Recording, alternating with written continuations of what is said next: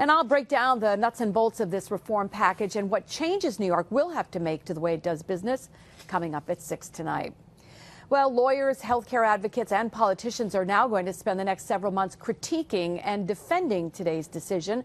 But in the end, all that matters is what it means to you. How will today's decision impact your insurance premiums? Jennifer Lukey breaks it down. Today's decision expands health care to all, but that doesn't mean it's going to be cheap. Whether or not the law has an effect on lowering health care costs is the most difficult question and remains to be seen. If you're currently covered, chances are there won't be any noticeable difference in your premiums for a long time to come. The law itself really doesn't address it, the underlying health care costs directly. And so we have to continue to address that. Regardless of the Supreme Court's decision today, here at CDPHP, they had already been offering their members a lot of the benefits in that health care bill, as have other insurers in New York State, since our own health care rules and regulations have broader requirements than most other states.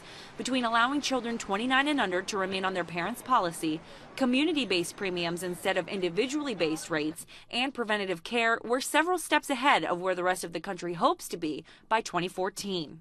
These are benefits that our members have come to expect. These are benefits that we have already built into pricing, and they're benefits that people need. But they're also benefits we pay for, and adding at least 1 million more New Yorkers to the mix means the tab may very well grow.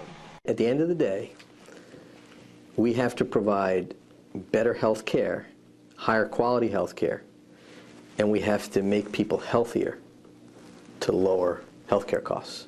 In Albany, Jennifer Lukey, CBS 6 News. So most of us will continue to shell out a pretty penny for our insurance while the government spends billions to implement this law.